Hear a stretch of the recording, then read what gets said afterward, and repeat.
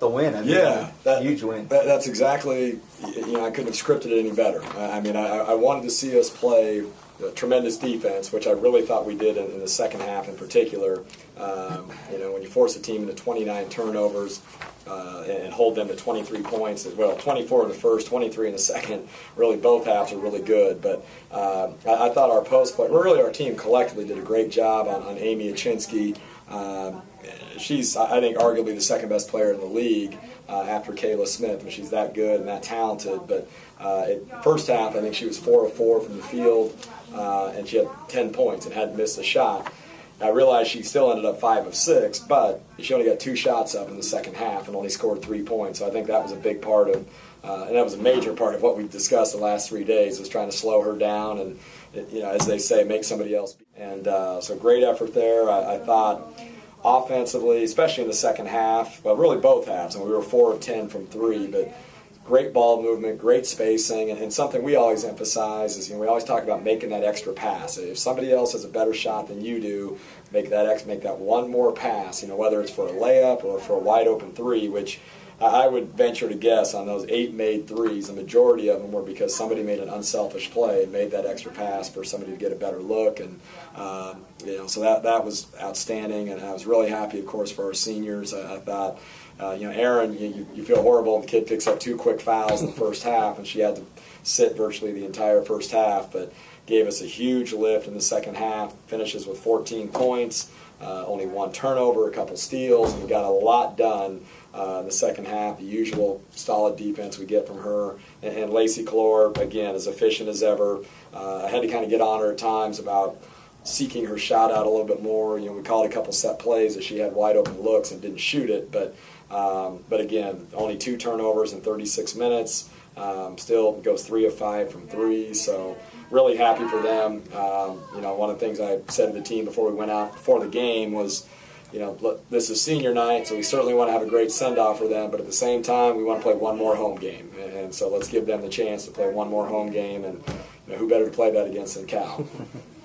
Talk about Downplay it, as I told Tony the other day. I said, look, let's not kid ourselves.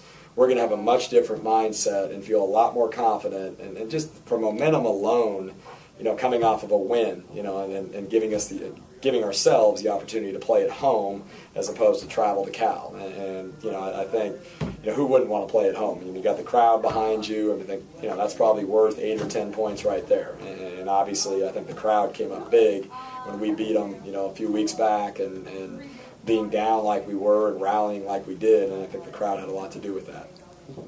Okay. Yeah, Cal Tuesday. Obviously, we know what you're going to get from both of these, from either one of you. Your team, they know you very well. You know them very well. Yeah. And just the magnitude of this game, it's going to be big. Yeah. Oh, absolutely. It's 2 teams that, if I'm not mistaken, a couple days ago we were 1-2 in defense and points allowed. We were number 1 and they were number 2. It was a struggle for both teams. I know they were hot initially, knocking down the threes, which, we were scratching our head on a few of them, and some kids that don't normally shoot a whole lot of threes. But, both teams are going to be well scouted. A lot of times it comes down to, how many free throws can you get up, how well do you take care of the ball, and rebounding. And Cal's one of the best rebounding teams in the country, and Kayla Smith is arguably the best rebounder in the country. And if I'm not mistaken, I think we ended up like +1 or +2 on the boards in the last time we played them. And we've had some games with Cal where it's been -15, and that's tough to overcome. But so again, it's going to be a battle.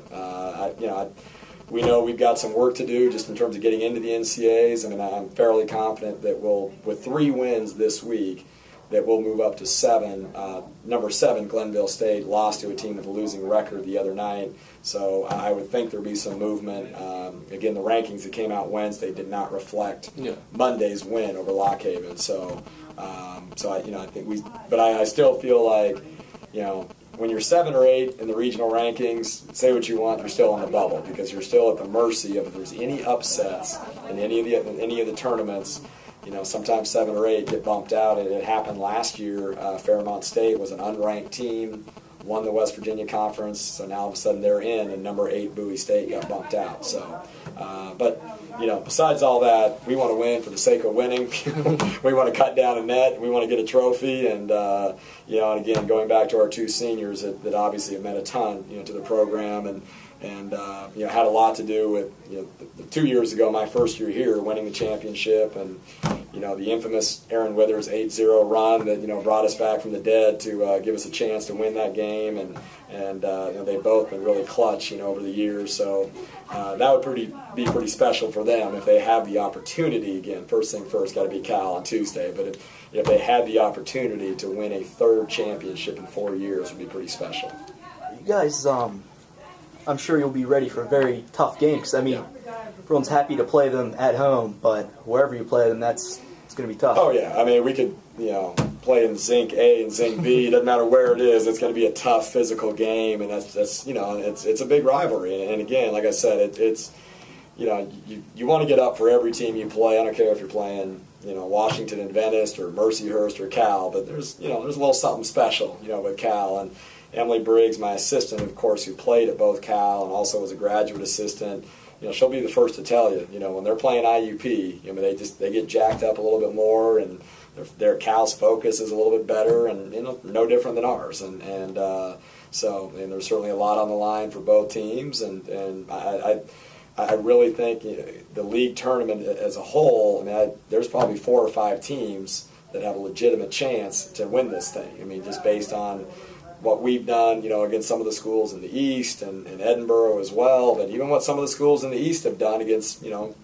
Edinburgh and whatnot. So it's fairly wide open at this point. But again, we want to live to play another day and give ourselves a chance. And we got to keep your poise at the same time. Obviously, it's going to be an emotional game. You got to kind of keep your head about you as well, and staying out of foul trouble is going to be huge, I think, really for both teams. We don't necessarily play a ton of players, a ton of minutes, so got to be smart in that regard, too. Aren't you tired of seeing Cal by now? Every year in the conference tournament. I'm not going to name names. There's other teams I would rather play than the conference tournament, but that's the nature of the beast. They're two good programs, and quality programs tend to see each other in the postseason.